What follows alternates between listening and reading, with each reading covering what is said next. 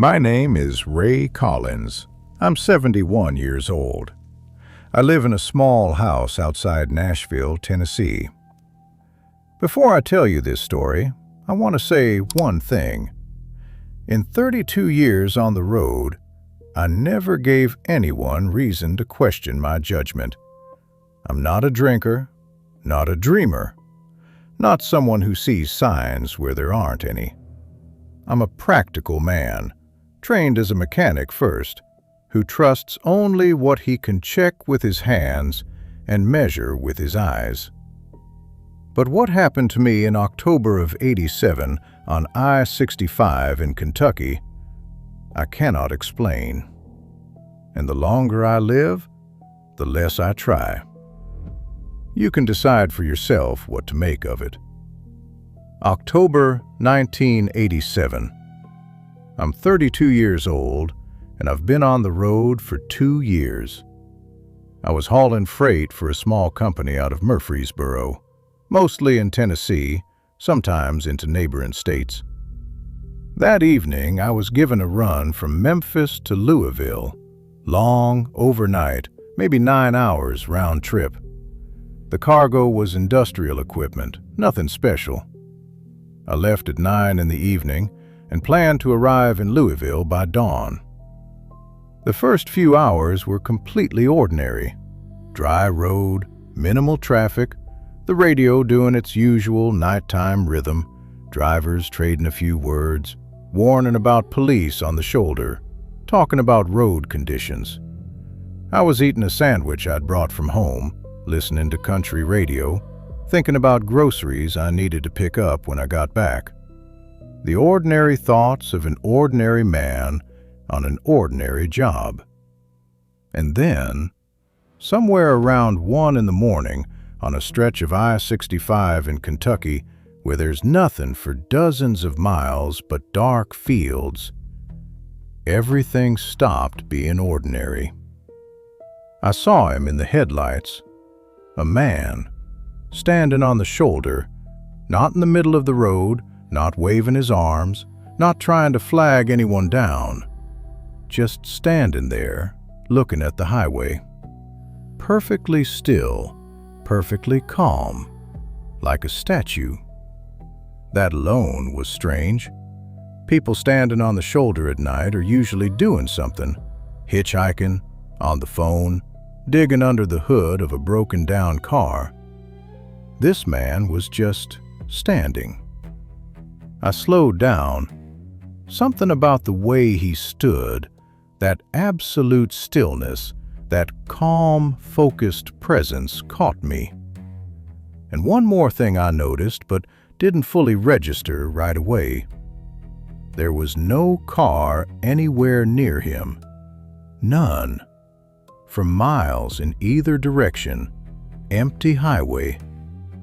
Where had he come from? I stopped, rolled down the window. "Everything okay?" I called out. "You need help?" He turned his head, slowly, like he'd heard me from far away and needed a second to come back from wherever his mind was. His face? Normal, nothing frightening. A man around 50, maybe a little older. Gray hair, close cropped. A lean face with deep lines, the kind you get from years outdoors. Dark jacket, dark pants, nothing bright. "You heading to Louisville?" he asked. His voice was calm, slightly raspy, like someone who'd smoked all his life. "Yeah," I said. "Give me a lift?" I hesitated. Picking up strangers in the middle of the night, in the middle of nowhere, not something you're supposed to do. But the man looked old and clearly tired. No car around.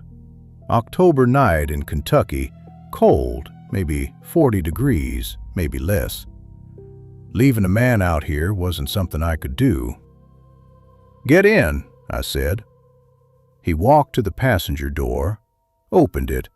I heard the clear metallic click of the heavy hinges, that specific sound heavy truck doors make, Climbed in, pulled the door shut. Another click. I pulled out. He sat straight, hands folded in his lap, looking directly forward through the windshield. The first few minutes, silence. I didn't push conversation. Some people get in a vehicle and just want to ride, no talking. I respect that. But then I asked, just to get a sense of the situation. "Long way to go?" "Louisville," he said. "Coming from where?" A pause, slightly longer than normal. "From far away," he said. Silence again. I glanced at him occasionally, quietly, out of the corner of my eye. He was looking straight ahead, not at me, not out the window at the fields, not at a phone, just straight ahead, like the road in front of us was the most important thing in the world to him. I noticed one small thing that threw me a little. He wasn't holding on to anything. There's a grab handle on the passenger side, and most people instinctively reach for it, especially if they're not used to riding in trucks. He never touched it once. We drove maybe 20 minutes. I'd almost stopped thinking about him. Just a person beside me, an ordinary hitchhiker, and my mind had drifted back to groceries and things around the house. Then he said, "Stop here." I was surprised. Around us, nothing. Absolutely nothing. Dark fields, dark sky, dark road. "Here?" I said. "There's nothing here. The nearest town is still 10 miles out." "Stop," he repeated. Same calm. No irritation, no urgency, just stop. I pulled over onto the shoulder, set the rig, pulled the handbrake, turned to ask what was going on. The passenger seat was empty. The first thought, he got out while I was maneuvering. But the door was closed. I could see it clearly, closed.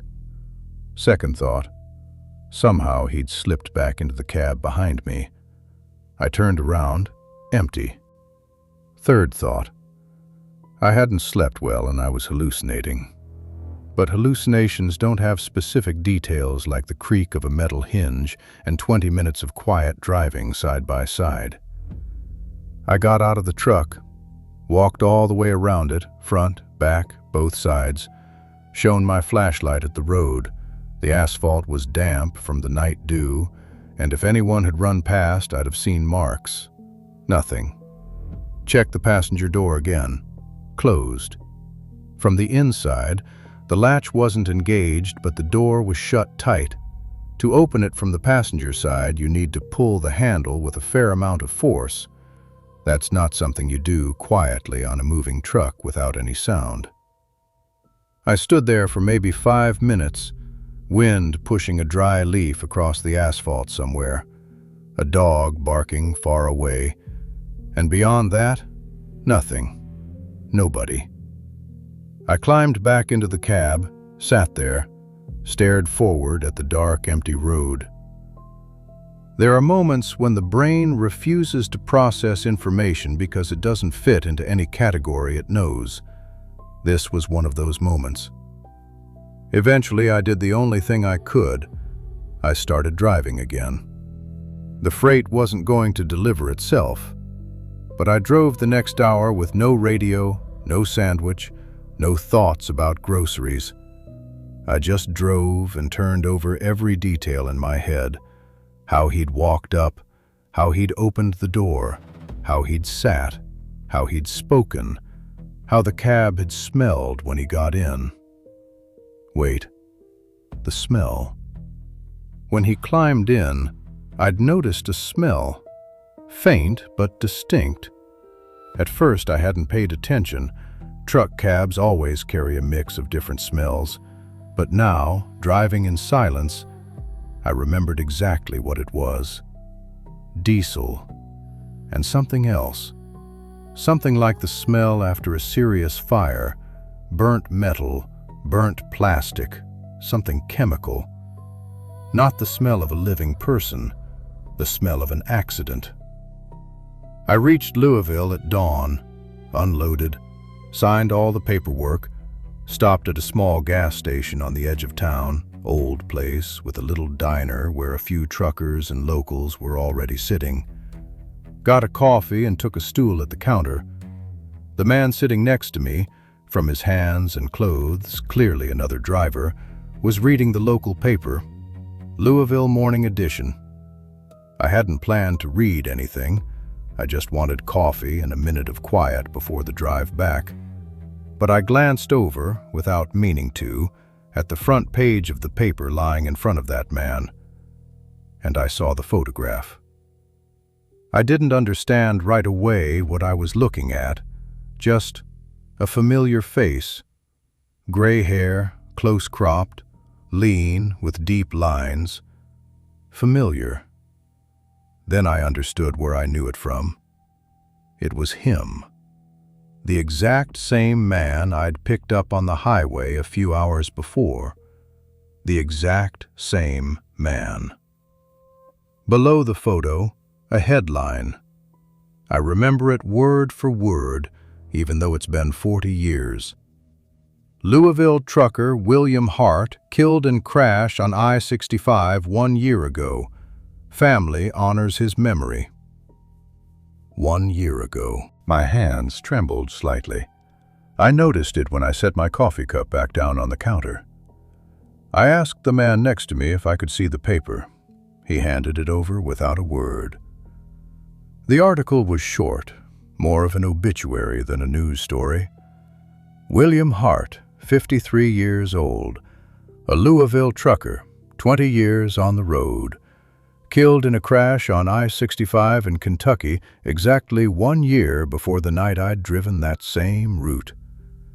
His rig had been pushed off the road on a wet night. He'd died at the scene. He was survived by his wife and 2 adult sons.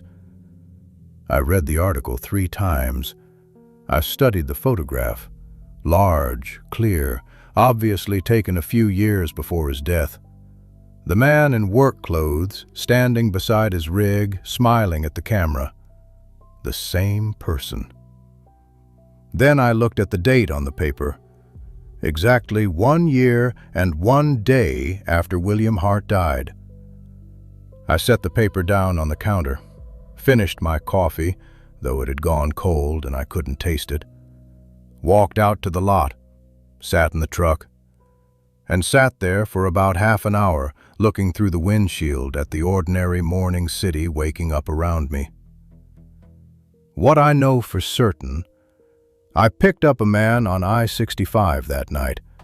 He got into the cab. I heard the doors click. We rode for about 20 minutes. He asked me to stop. I stopped, and he was gone. What I cannot explain, where he went. How he came to be there if he died a year earlier, and why he asked me to stop precisely where, I checked the map later, roughly, not exactly, but roughly where the accident had happened. On the drive back to Nashville, I stopped at the same spot where I'd picked him up. Got out, looked around. Nothing special. Ordinary shoulder, fields, yellowed October grass. But I noticed something I hadn't seen in the dark. A road marker about 200 yards from where he'd been standing. Small, easy to miss if you weren't looking. A memorial cross. White with plastic flowers that had already faded in the sun. And a small placard. I walked closer to read it. William Hart, 1933 to 1986. Loved and missed. I stood there looking at that cross for a while. Then I drove on. I've turned this night over in my mind for years, tried every rational explanation. First, I dozed off for a few seconds and dreamed a passenger. But where do the details come from? The hinge creak, the voice, the smell. Dreams don't work that way. Second, I picked up some other man who happened to look like Hart, and he got out while I wasn't looking. But the doors, I checked 3 times, and where would he have gone in those empty fields? Third, coincidence. A similar-looking man, a similar newspaper photo, and my tired imagination filled in the rest. But I wasn't tired that night, and the resemblance was too exact. None of those explanations satisfies me. There's one more detail I haven't mentioned to anyone except my wife. When I got home and changed after that run, something small fell out of my jacket pocket onto the floor. I picked it up. A matchstick. One wooden matchstick with a charred head, meaning it had already been lit and used. I don't smoke, never have. My wife doesn't either. We had no matches in the house. I still have that matchstick, in the same box as the postcard from Rebecca. I've told this story to very few people over the years. The reactions vary. Some say I dozed off and dreamed it. Some talk about stress and fatigue. And a few, the fewest, just stay quiet and nod, as if they know that these things happen, and it's better not to try to explain them. I don't know the truth. I probably never will. But I know one thing for certain. That night I drove an empty highway, stopped for a stranger, and when I reached Louisville, I read an obituary for a man who looked exactly like my passenger and had died on that same stretch of road exactly 1 year before. Maybe it was a coincidence. Maybe not.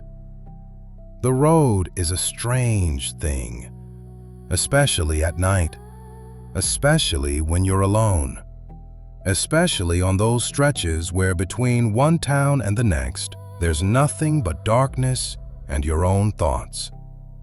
It shows you things. Not always the things you want to see. Sometimes things you have no words for.